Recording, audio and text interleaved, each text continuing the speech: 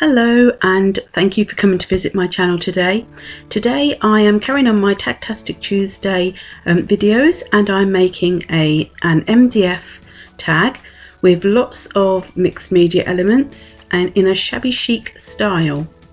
If you enjoy the video, do please give it a thumbs up, and if you haven't already subscribed, it would really benefit me and my channel if you would do so. I'm starting off by using a Bee Crafty stencil, one of their inkable ranges called Metal Alpha, and I'm using Pebeo modelling paste through the stencil. I'm focusing at the top because I know that's where most of it will be seen, but I did put a little bit at the bottom as well. A lot of this will be covered up, but you will see parts of it, which is why I wanted some interest in the background. I am attempting to clean off my stencil as quickly as possible, just to make sure that it doesn't get any bits caught in the gaps. Now I'm starting to build up the layers of texture on my tag. I enjoy putting lots of different sorts of textures together, and so using a piece of lace here, I've doubled it over, and I'm using heavy gel medium to fix it to my tag. I didn't wait for the modelling paste to dry because I knew that I was going to put lots of other elements that would also need to dry. So I left it all to go in one fell swoop. Now I'm using some MDF elements from Bee Crafty. The tag also is from Bee Crafty, and I will link all of the items that I use down in the description box below. Now these are from a number of different kits that I've used over time. I've got some cogs and some flowers, a key, and later on I also use a metal element as well. So I'm just building up my composition, and I had no plan when I started this tag. I just put the items where I thought they looked the best. I do tend to go in a sort of diagonal direction across my projects because I just like the way that looks, and I also like to layer them up so that I get more of a 3D depth to them. Now I'm mixing together some heavy gel medium with some of these they're little, I'm not quite sure what they're actually made of, but these ones I think were Powertex ones. They're little balls that are for adding texture. I decided to apply them with a brush because I felt that would be able to get into the gaps easier than my palette knife. And again, I'm sort of going up with that diagonal direction with applying the balls, and I'm putting them into the corners where there are gaps and where I think that it could do with a little bit of extra texture. And again, this is just to build up all those different sorts of layers.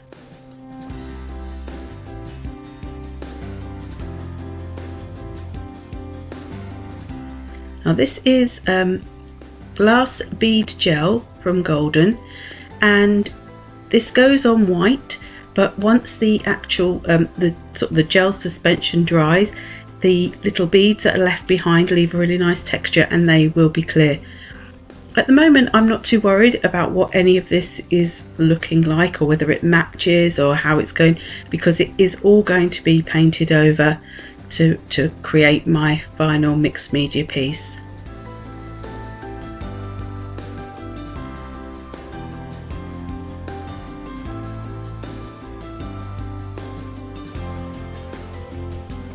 Now I left my my tag for quite a few hours to dry because there was quite a lot of gel going on there, and now I'm giving it a coat of white gesso, just so that it provides me with a nice base for all the rest of my paints to go onto, and also so that it's now going to even all the tones so that it all becomes just one colour. I did try to squash my brush down into my elements so that all the bits underneath as much as possible could get covered, but I was also aware that I was going to be applying chalky paint afterwards, so I wasn't too worried if it didn't give me a totally sort of finished look.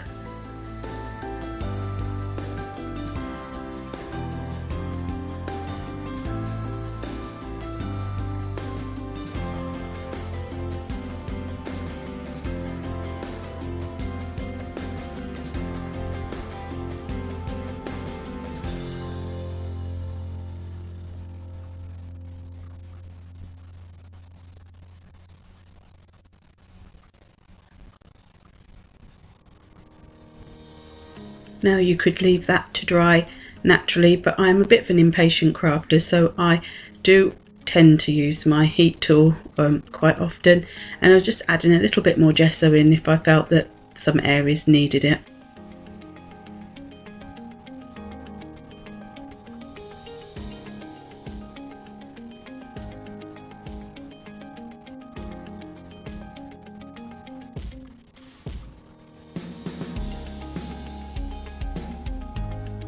Now I chose two Americana Decor chalky paints to use on this project.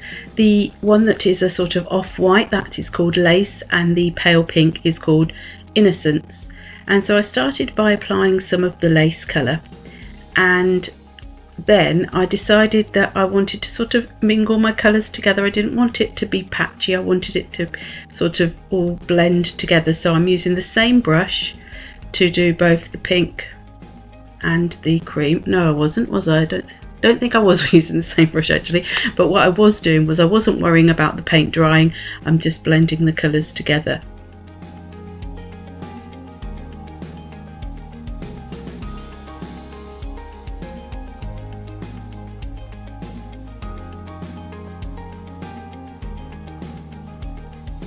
And all of that paint that is going to be left over, I am going to be putting into one of my art journals to start off an art journal spread. I decided that I wanted to now dry this layer because I wanted to do a little bit of dry brushing with some of the white gesso just to try and lighten up some of the areas.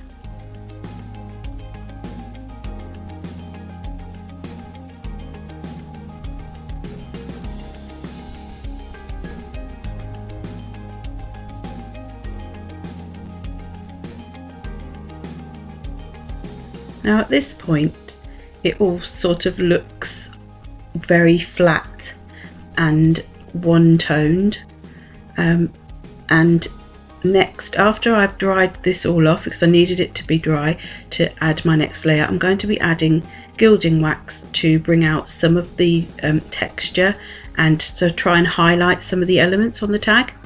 Now this is a Pebeo gilding wax, and Pebeo is one of my favourite gilding waxes to use. I've had this particular pot for a very long time. It's been open and closed, and it's still always really lovely and creamy. It doesn't seem to dry up and become unusable. This one I think was King Gold, which is one of the paler of the gold tones that they do.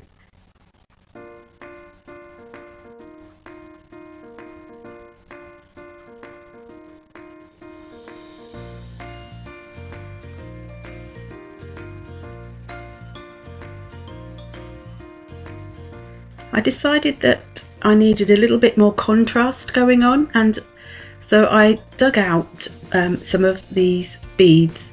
I used to do quite a lot of jewellery making, which I sold at craft fairs. I still do the odd bit of jewellery making, but not to sell anymore. And so I dragged out all of my beads that I thought would go with the theme, and I put a selection of them into this little jar.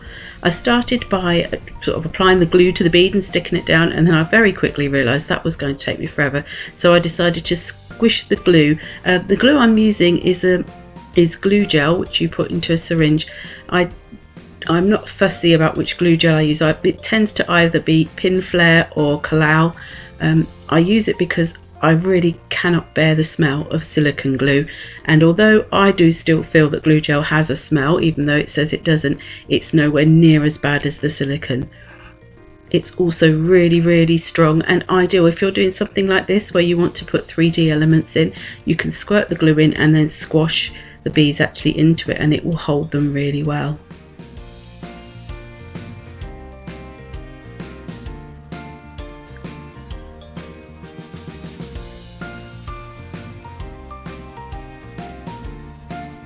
So when I was happy where the beads were, I have this metal butterfly, which is also from Bee Crafty, from part of their Junk and Disorderly range, and I just glued it along the body.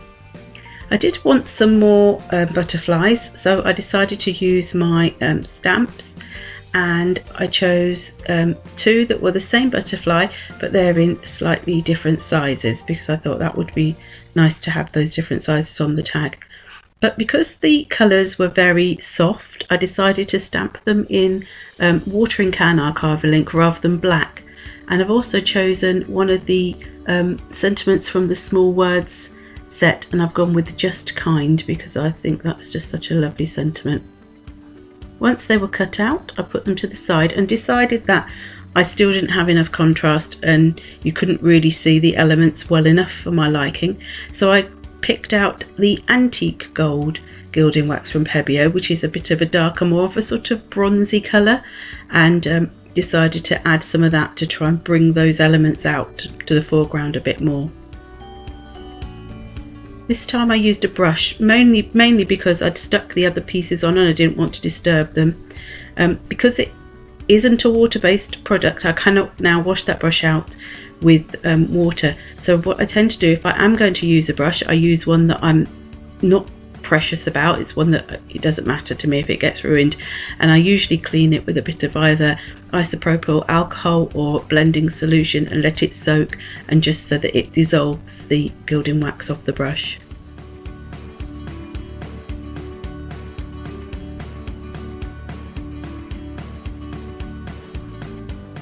I decided that the butterflies did need a little bit of colour, so I'm using my Jane Davenport Bright watercolour selection, and I mixed one of the pinks with a tiny bit of yellow just to dull it down slightly because I didn't want it to be a hot pink against the Shabby Chic kind of background,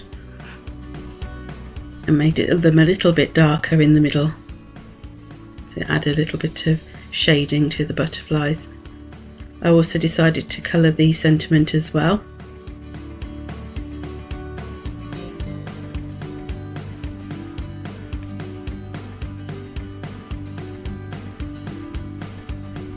And just to tie them in with the rest of the tag and to add a little bit of extra definition around the edges, I used a little bit more of the gilding wax.